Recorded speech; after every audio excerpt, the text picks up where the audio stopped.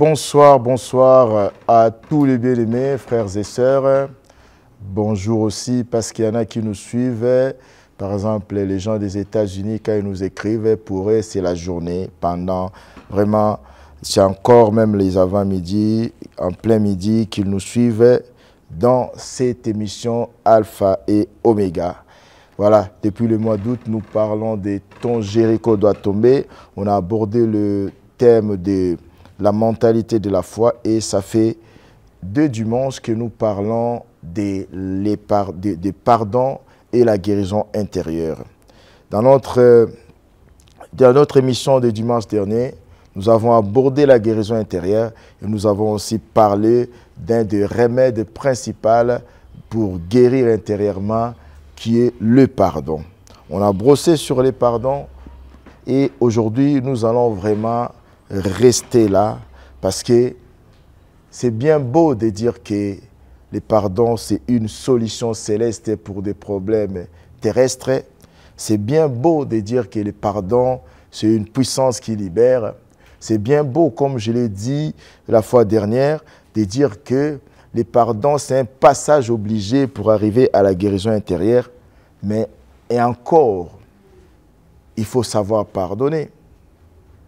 On peut savoir c'est quoi le pardon, mais il faut savoir pardonner. Il faut savoir pratiquer ces verbes pardon. Dans nos milieux évangéliques, dans nos milieux chrétiens, nous parlons beaucoup de pardon, mais quand nous observons de près, nous ne pratiquons pas beaucoup le pardon. C'est pour ça qu'on peut trouver dans nos églises des chantres et des choristes qui ne se parlaient pas. C'est pour ça qu'on peut trouver même dans la ville des pasteurs des assemblées différentes qui ne se parlaient pas. C'est pour ça qu'on peut trouver même dans le pays des leaders des communautés chrétiennes qui même des fois presque s'insultent ou s'accusent à médias interposés. Pour ça, on peut trouver même des divorces à l'église parce que même dans le mariage, nous devrons pardonner. Parce que nous parlons beaucoup de pardon. Nous faisons beaucoup mention de pardon, mais nous ne pratiquons pas le pardon, nous ne pardonnons pas beaucoup. Il y en a peut-être par ignorance, il y en a aussi par dureté des cœurs, par incrédulité. Si on ne sait pas pardonner, on ne saura pas pardonner. Le pardon n'oblige pas à la réconciliation. C'est des choses, nous confondons tellement, c'est pour ça on peut trouver beaucoup de chrétiens qu'on prend pour des crétins, alors qu'être chrétien, ce n'est pas être crétin. Être chrétien, enfant de Dieu, cela ne veut pas dire être une serpillière sur laquelle les gens essuient leurs pieds, sur lesquels les gens marchent. Non. Nous devons connaître comment pardonner, savoir pardonner pour ne plus être des victimes, pour ne plus subir, mes bien-aimés.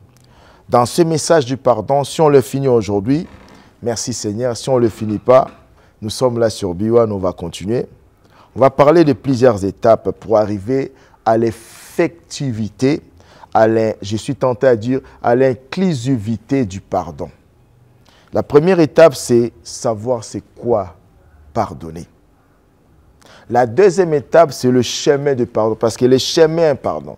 Des fois, nous croyons avoir pardonné les gens, alors que nous avons juste toléré le mal, alors que nous avons juste accepté la douleur, mais nous n'avons pas pardonné. Oui, mes bien-aimés. C'est-à-dire, le pardon a un chemin. C'est pour ça que les gens qui disent « tu n'as qu'à pardonner », c'est mépriser l'autre, c'est mépriser la douleur de l'autre. Il y a le chemin pour arriver au pardon. C'est que nous allons parler ici de chemin du pardon.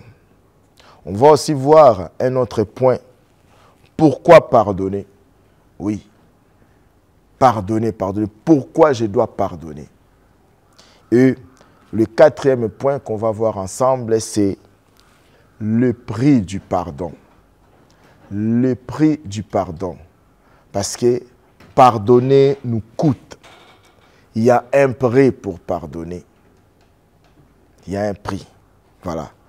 Et on va commencer d'abord par c'est quoi le pardon. Parce que beaucoup confondent le pardon et la réconciliation. On va parler de quoi? Des pardons. Pour cela, je vous invite à lire dans Luc chapitre 17, verset 3 au verset 4. Avant de lire, je voulais vous transmettre les salutations de ma chère et tendre épouse, la prophétesse Roselyne Malou Mouleba, qui est juste là en face de moi. C'est pour ça que je suis en forme. C'est mon énergie renouvelable.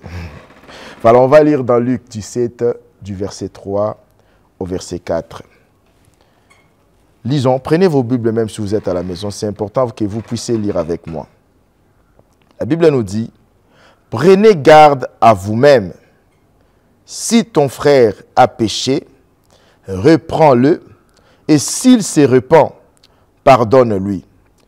Et s'il a péché contre toi 7 fois dans un jour, et que 7 fois il revienne à toi, disant, « Je me repens », tu lui pardonneras. » Bien-aimés, dans ce passage, nous allons voir c'est quoi pardonner et c'est quoi se réconcilier. Bien-aimés, nous devons savoir une chose. Pardonner, c'est un acte volontaire. On ne peut pas forcer quelqu'un à pardonner. On ne peut pas parce que je suis pasteur, parce que c'est moi l'aîné, parce que c'est moi son mari, j'ai l'autorité, j'oblige à la personne, pardonne, pardonne, tu n'as qu'à pardonner. Non. Pardonner, c'est un acte volontaire. Le pardon, c'est une décision. Le pardon, c'est une décision. Pour nous, les enfants de Dieu, Jésus a dit, pardonne-nous nos offenses, comme nous aussi nous pardonnons. C'est-à-dire, pour nous les enfants de Dieu, de notre Seigneur Jésus-Christ, le pardon, ce n'est pas une option. Le pardon, c'est un passage obligé. Le pardon doit devenir même automatique. Mais si nous ne savons pas c'est quoi le pardon, c'est quoi la réconciliation, du coup, nous aurons le pardon et la réconciliation seront automatiques alors que c'est deux choses différentes. L'une doit être automatique, le pardon, mais la réconciliation n'est pas automatique. Le pardon, c'est une décision. On n'attend pas que la personne qui t'a offensé, la personne qui t'a trahi, la personne qui t'a fait du mal, vienne reconnaître son mal pour le pardonner. Non, non. Dès le moment où quelqu'un m'a fait du mal, oui, ça me fait mal au cœur, vu que je suis enfant de Dieu. Après la colère, parce que la colère, c'est normal. Nous faisons beaucoup des hypocrisies dans le milieu évangélique au Congo. Il y a des gens qui ne se sont jamais mis en colère qu'on prend pour des saints. Non, non. La colère, elle est normale. Mais demeurer dans la colère, ce n'est pas normal devant notre Dieu. C'est pour ça que la Bible nous dit dans Jacques 1,20, si quelqu'un se met en colère, dans le livre, dans les épîtres de Paul, je crois, c'est là où c'est écrit, si vous vous mettez en colère, dans Éphésiens 4, ne péchez point, que le soleil ne se couche pas sur votre colère. C'est-à-dire, Dieu n'interdit pas la colère parce que la colère est naturelle. Nous sommes des êtres émotionnels et sentimentaux. C'est comme ça que Dieu nous a créés naturellement. On peut se mettre en colère, mais par contre, rester en colère, ce n'est pas des enfants de Dieu. Ce n'est pas propre aux enfants de Dieu. C'est pour ça que dans ce passage, il est écrit, si vous vous mettez en colère, quand vous vous mettez en colère, oui, c'est normal, mais ne péchez point. Quand est-ce que ça devient un péché? Quand je demeure dans ma colère, ça commence à engendrer en moi, à faire naître en moi la haine, la rancœur. Là, ça devient un péché. Je peux me mettre en colère, c'est un réflexe, c'est normal. Tu ne peux pas t'éviter de te mettre en colère en étant sur la terre. Même à l'époque, il y avait une religion qui avait des gens qu'on appelait des moines qui se sont mis dans des monastères, mais ils se mettaient en colère, même entre eux, ils pouvaient se prendre la tête. C'est normal. Voilà. Mais, quand je me mets en colère, c'est une indignation par rapport à une injustice, par rapport à un maladroit, par rapport à un malentendu. Je n'attends pas que la personne qui m'a fait du mal vienne me demander pardon, vienne me présenter les excuses. Parce que je suis un enfant de Dieu, Jésus-Christ me recommande, m'ordonne de pardonner après avoir souffert de cette trahison dans mon cœur. Après avoir eu des douleurs dans mon cœur, ma démarche serait de prier pour que Dieu apaise mon cœur, pour que Dieu me donne la capacité de pardonner. Pardonner, ce n'est pas naturel. Pardonner, c'est par le Saint-Esprit. Mais c'est à nous de prendre la décision de pardonner. Comme je l'ai dit tout à l'heure, le pardon, c'est une décision. Le pardon, c'est un acte de volonté. Je prends cet acte-là, cette volonté-là de pardonner. Je prends cette décision-là. Et c'est dur, oui. Je demande l'aide au Saint-Esprit pour que je puisse pardonner. Je fais cette démarche. Cela ne veut pas dire que je me lève, que j'aille chercher la personne. Je lui dis, je t'ai pardonné. Non, non. Moi-même, intérieurement, je ne garde pas la haine. Je ne garde pas la rancœur. Je prends la décision de pardonner la personne. Même si la personne ne reconnaît pas sa faute, ne veut pas s'excuser, mais intérieurement, j'ai pris la décision de pardonner. C'est quoi quand j'ai pardonné sans que même la personne le sache? C'est parce que dans mon cœur, quand mon cœur est libéré, je n'éprouve plus de la haine contre cette personne. Je n'éprouve plus de la colère contre cette personne. Les mauvais actes que cette personne avait commis contre moi ne m'affectent plus intérieurement. Là, le travail intérieur est fait. Mais bien aimé, quand je dis le pardon est différent de la réconciliation, je vais dire autrement. Le pardon est gratuit, mais la réconciliation n'est pas gratuite. Oui. Vous savez, quand je prends une feuille, vous voyez cette feuille-là, elle est froissée. Je peux vouloir ouvrir cette feuille, mais cette feuille ne va pas être totalement comme elle était avant. C'est pour nous interpeller, même si nous avons affaire à quelqu'un qui est bon, qui pardonne facilement, évitons de faire le mal. Le pardon, c'est une décision, mes bien-aimés. Le pardon est gratuit. La Bible nous dit dans Luc 17, 3 à 4, prenez garde à vous-même.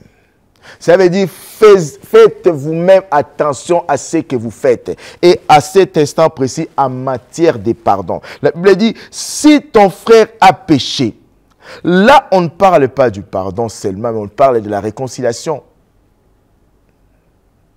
Mais quand Jésus parle, il parle de pardon. Pardonne-nous nos offenses comme nous pardonnons à ceux qui nous ont offensés. Ça, c'est la gratuité des pardons, qui est plus que la gratuité de l'enseignement.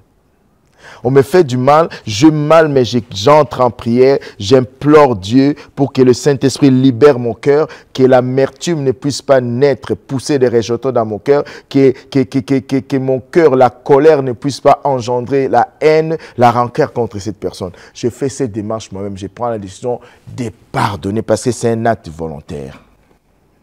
Mais si tu veux que ton pardon soit une réconciliation, tu ne peux pas aller voir la personne pour lui dire « j'ai pardonné », oublions ça, erreur grave. C'est pour ça que nous retrouvons, surtout dans le mariage, beaucoup de sœurs, beaucoup de mamans passer un mariage de misère, subir de l'air, belle famille, subir même des fois de l'air conjoint parce qu'on confond. Ce n'est pas parce que tu es l'enfant de Dieu que tu dois pardonner et automatiquement se réconcilier. Non. Tu dois faire savoir à la personne le mal qu'elle t'a fait. Tu dois lui remettre la facture de son offense, mes bien-aimés. La Bible dit, prenez garde, c'est-à-dire faites très attention en matière de pardon. Si ton frère ou ta sœur a péché contre toi, reprends-le. Dans d'autres versions, c'est écrit, reproche-les sévèrement. C'est-à-dire, un frère me fait du mal. Un frère essaye de se moquer de moi devant les gens. Essaye de me faire passer pour un ridicule. Ce n'est pas parce que je suis frère en Christ, sœur en Christ, que je vais directement dire, bon, c'est pas grave, lui, je ne le calcule pas. Non, non, non, non, non. La Bible dit, reprends-les, reproche-les sévèrement. Je vais te prendre des côtés, je dis, oh, frère John Bouilly, je t'aime beaucoup. Mais ce que tu as fait là devant les gens, je n'ai pas aimé. ne faut pas le reprendre prochainement. Je le fais avec amour. Ton mari essaie de t'humilier devant ta belle famille. Tu gardes calme, mais après, tu peux lui appeler des côtés. Chérie, je n'ai pas aimé la façon dont tu m'as traité devant les gens. Si toi-même, mon mari, ne montre pas de considération envers moi, à combien plus forte raison ta famille, tes amis, tes sœurs auront de la considération envers moi. Reprends-le. Vous savez, il y a des gens qui font du mal aux gens sans qu'elles puissent savoir même que j'ai fait du mal parce que pour lui, la méchanceté est naturelle. Je me rappelle, moi qui est issu d'une culture de la polygamie, je me suis marié, jeune marié. J'ai trouvé ça normal d'avoir aussi des copines qui peuvent m'appeler. Je peux aller boire un coup avec eux. Et quand ma femme, le jour où ma femme m'a mis à table, je me suis rendu compte que oui, c'est pas normal. Mais moi, j'ai grandi dans une culture où c'est normal. Tu as ta femme à la maison, mais tu dois avoir aussi des petits amis à côté. Elle ne m'aurait pas dit, elle serait dit, j'ai pris seulement Dieu le change. Mais les mariages sont difficiles. Liba les fasse et liba les a passés. On le dit souvent comme si c'est dans la Bible. Ce n'est pas dans la Bible.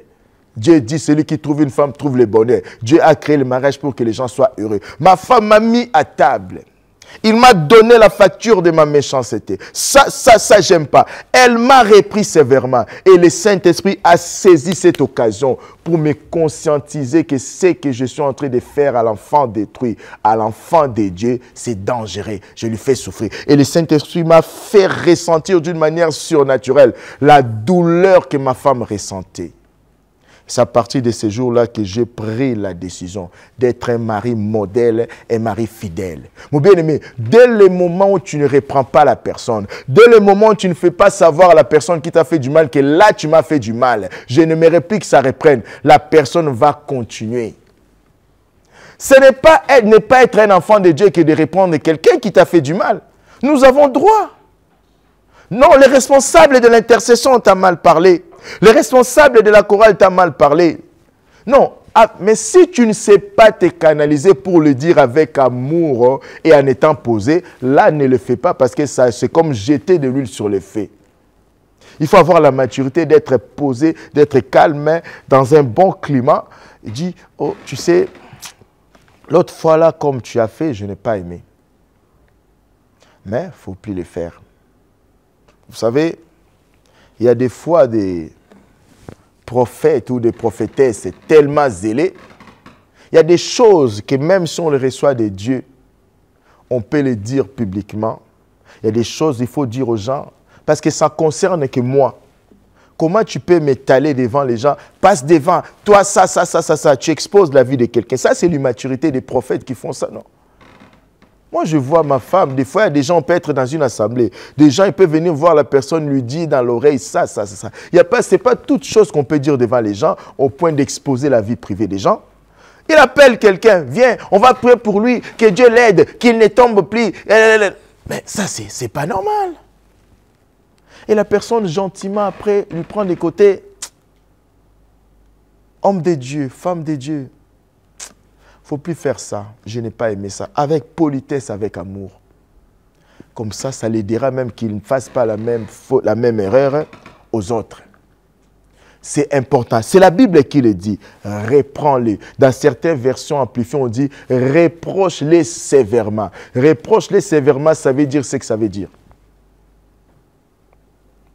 Et la Bible, là, on parle pas de simple pardon, mais on parle de pardon suivi de la réconciliation. Parce que le pardon est gratuit, mais la réconciliation n'est pas gratuite. La Bible dit, reprends-les, et s'il se répand, pardonne-lui. Non, le pardon simple n'est pas conditionné par la repentance, mais c'est la réconciliation qui est conditionnée par la repentance. Vous voyez, avec Dieu, dès le moment où l'homme péchait, Dieu automatiquement pardonné. Mais pour se réconcilier avec l'homme, l'homme devait se repentir en Jésus-Christ. Vous voyez tous les péchés qui sont dans le monde, qui pêchent. Dieu le pardonne automatiquement, c'est pour ça qu'il ne meurt pas. Si Dieu ne le pardonnait pas automatiquement, tu pêches, tu meurs. Mais Dieu le pardonne. Mais nous sommes réconciliés avec Dieu. Pourquoi? Parce que nous faisons la repentance. S'il y avait un homme qui savait se repentir, c'est David. La repentance est différente de la justification. Non, je ne dis pas à Dieu, Dieu, tu sais, la chair est faible, hein? C'est pour ça que je suis tombé. Dieu, tu sais, c'est parce que je n'avais rien à manger, j'avais des difficultés, c'est pour ça que j'ai volé cet argent. Non, ça, ce n'est pas la repentance, ça, c'est la justification. Non, Dieu n'a pas besoin de tes justifications, mais Dieu a besoin de la repentance. La repentance, c'est reconnaître que je fais du mal, je ne dois plus reprendre ça. Alléluia. La réconciliation, même en matière de couple, doit passer par la repentance.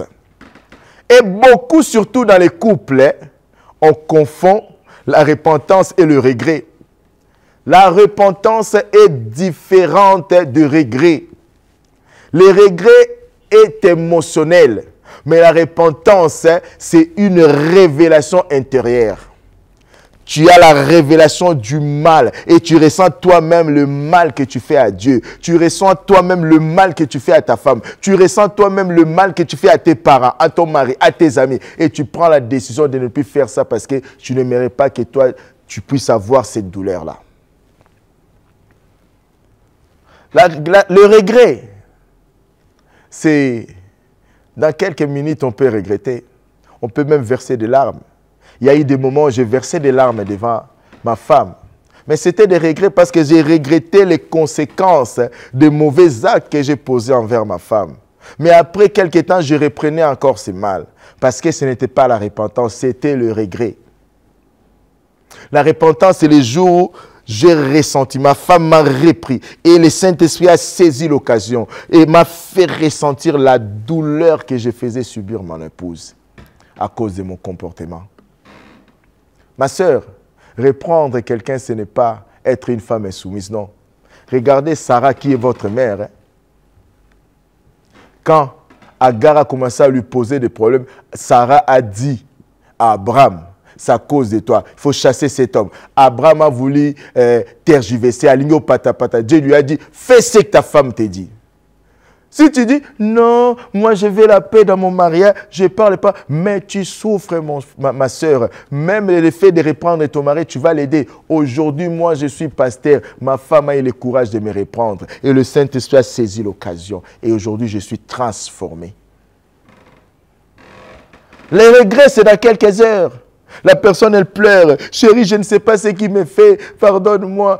Tout ça là. Toi, tu vois, oh, il a même pleuré. Il a même versé des larmes. Ça, ce n'est pas la repentance. Il regrette les conséquences de son péché. C'est pour ça, des fois, nous sommes dans la présence de Dieu, nous pleurons, même Dieu nous regarde, rien ne change, Dieu ne nous exauce pas, parce que Dieu sait que ce n'est pas la vraie repentance, mais c'est le regret. C'est comme Saoul. Saoul regrettait son acte, mais Saoul ne s'est pas repenti. C'est pour ça que Dieu ne l'a pas pardonné. Et pourtant, David a fait pire que ça. David a couché avec la femme de son officier et a fait tuer son officier. Non seulement son officier, mais avec toutes les personnes qui étaient avec lui au front, on les a sacrifiées. David ne s'est pas justifié devant Dieu. Oh, parce que cette femme est belle, la chair est faible. Non, David dans Psaume 51 a dit, j'ai péché contre toi, Éternel, contre toi seul, de sorte que tu seras juste dans ta sentence. David voulait dire à Dieu que je mérite toute sentence. Je n'ai pas de justification, je n'ai pas des excuses. Ça, c'est la repentance. Mais dans le regret, il y a les justifications. Comprends-moi, j'ai fait ça. Non, non, non, non, non. Moi, le jour où je me suis repenti, j'ai dit à ma femme, à ma chair, j'avais aucune raison, même 1% des raisons pour te tromper, j'avais aucune raison. Parce que moi non plus, je ne suis pas parfaite, mais tu ne m'as jamais trompé. Oui. On n'a pas... Le regret a des justifications. Pour que tu puisses te réconcilier avec un ami qui t'a trahi. Un collaborateur dans le ministre qui t'a trahi.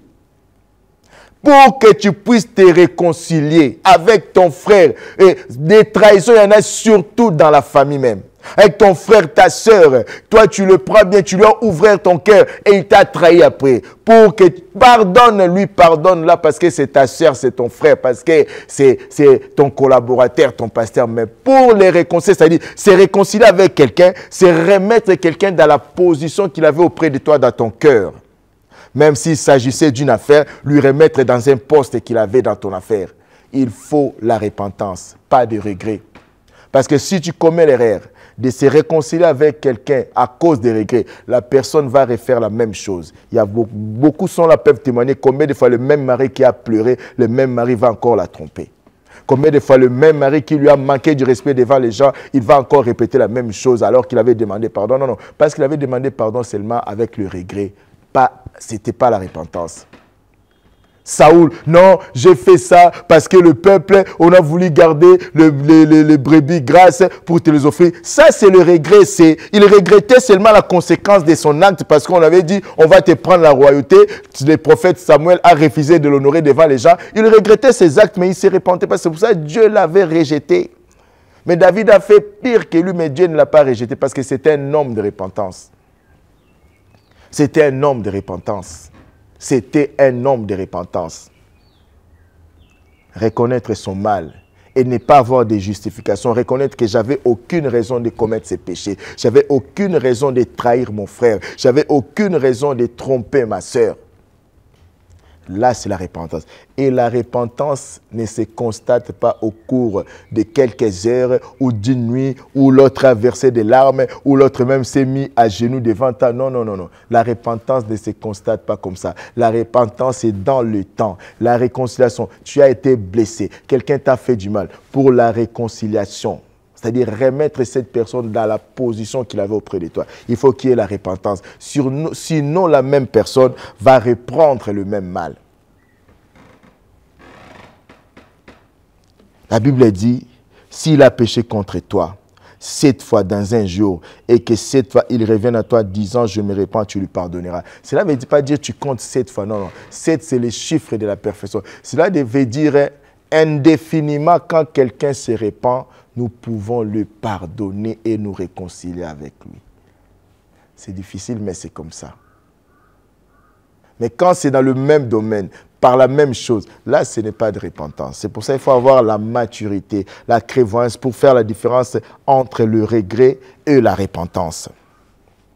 Pardonner, c'est gratuit. Mais se réconcilier n'est pas gratuit. On doit constater qu'il y a la repentance.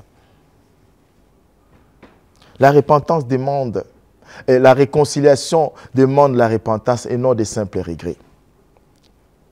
Mais bien aimé, le chemin du pardon, on va parler prochainement du chemin du pardon, parce que le pardon a un chemin. Mais nous devons préserver nos cœurs.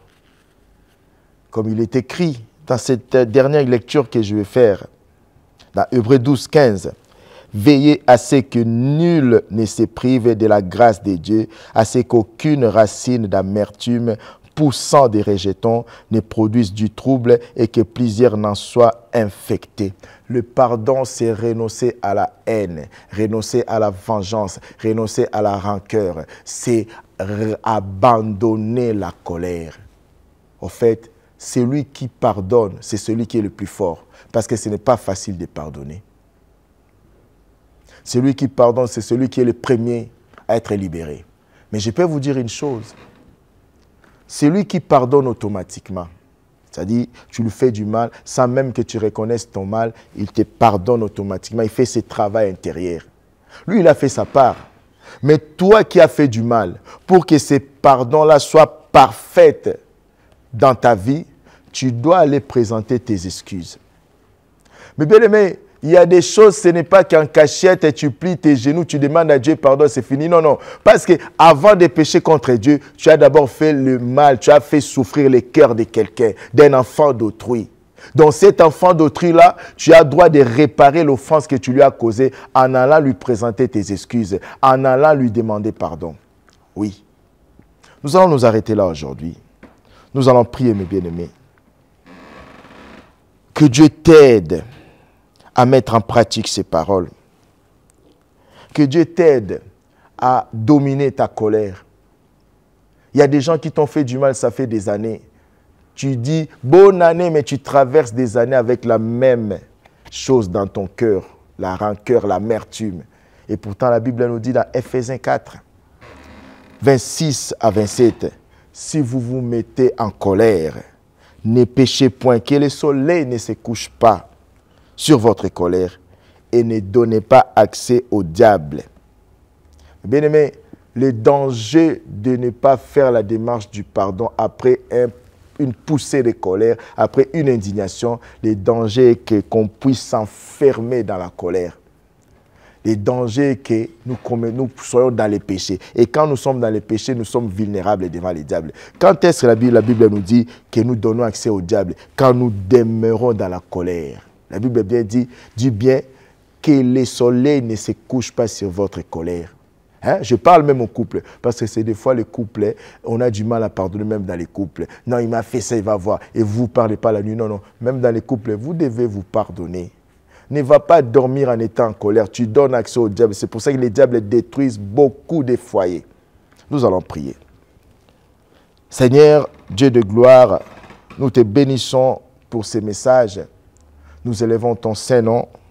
Notre prière ce soir est que tu puisses aider nos cœurs. Tu puisses nous aider à avoir un cœur qui te ressemble. Un cœur du pardon. Un cœur qui non seulement sait pardonner, mais un cœur qui sait aussi se faire pardonner. Un cœur qui sait s'humilier pour présenter les excuses.